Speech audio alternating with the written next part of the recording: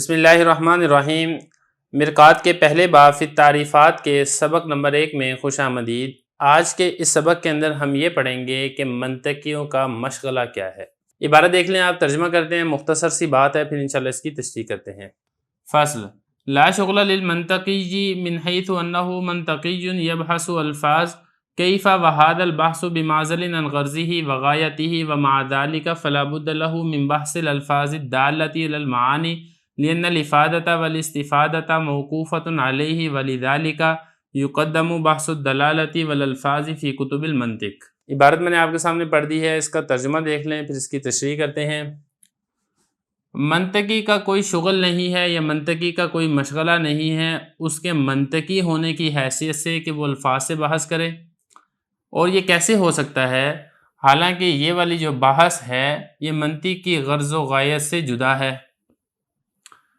لیکن اس کے باوجود ضروری ہے منطقی کے لیے بحث کرنا الفاظ سے، وہ الفاظ جو معنی پر دلالت کرتے ہیں، اس لیے کہ افادہ اور استفادہ وہ موقوف ہے اس پر، اسی وجہ سے دلالت کی بحث اس کو مقدم کیا جاتا ہے، دلالت اور الفاظ کی بحث کو کتب منطق میں۔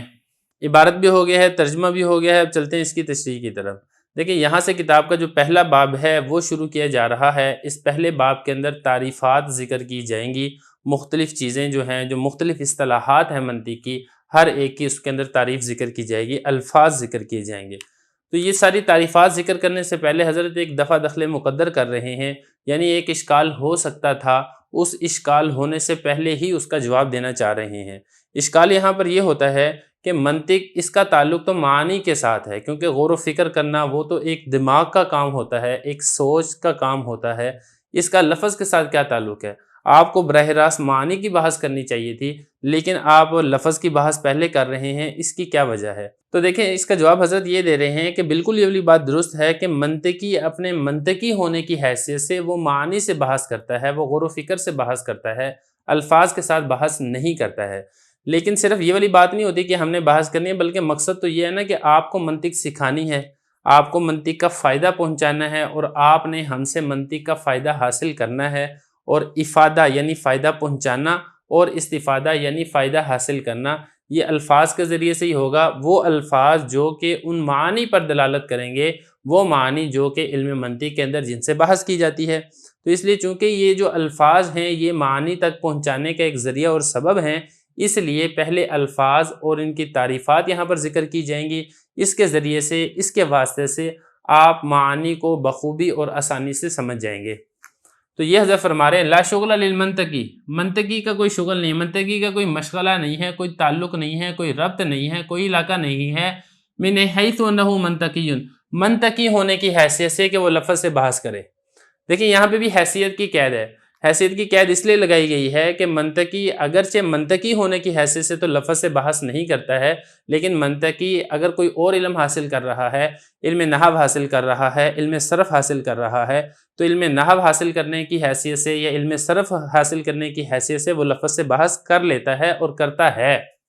تو لیکن جب منطقی ہونے کی حیثیت سے وہ فرما رہے ہیں کہ وہ لفظ سے بحث کرے، لا شغلہ، اس کا کوئی مشغلہ نہیں ہے، کوئی تعلق اور کوئی رابطہ نہیں ہے۔ کیفا، آگے فرما رہے ہیں کیوں نہیں ہے، وجہ کیا ہے؟ وہ فرما رہے ہیں کہ کیسے اس کا تعلق ہو سکتا ہے لفظ کے ساتھ، حالانکہ یہ جو بحث ہے، لفظ کی جو بحث ہے، معزل کہتے ہیں کنارے پر، دور، الگ ہو۔ جو منطق کی غرض و غایت ہے، یہ لفظ تو اس سے بالکل الگ ہیں، بالکل دور ہیں، بالکل کنارے پر ہیں، نہ تو اس کی غرض کے اندر داخل ہیں، نہ اس کی غایت کے اندر داخل ہیں، نہ اس کے موضوعات کے اندر داخل ہیں، پھر لفظ کا تو کوئی علاقہ نہیں ہے، کوئی تعلق نہیں ہے، اس لیے منطقی ان سے بحث نہیں کر سکتا۔ ومع ذالک، لیکن اس کے باوجود فلا بد لہ، یہ ضروری بھی ہے لفظ کی بحث کرنا، وہ لفظ جو معنی پر دلالت کرتے ہیں، اس کے باوجود اگرچہ کوئی علاقہ نہیں ہے لیکن پھر بھی بحث کرنا ضروری ہے۔ کیوں ضروری ہے؟ وہ فرمائے اس لیے کہ افادہ مطلب فائدہ پہنچانا، استاد فائدہ پہنچاتا ہے، اور استفادہ فائدہ حاصل کرنا، طالب علم فائدہ حاصل کرتا ہے۔ تو افادہ اور استفادہ دونوں اسی الفاظ کے اوپر ہی موقوف ہوتے ہیں، کیونکہ جب استاد لفظ بتائے گا تو پھر ہی وہ لفظ معنی کے اوپر دلالت کرے گا، تو استاد افادہ کرے گا، طالب علم استفادہ کرے گا۔ اسی وجہ سے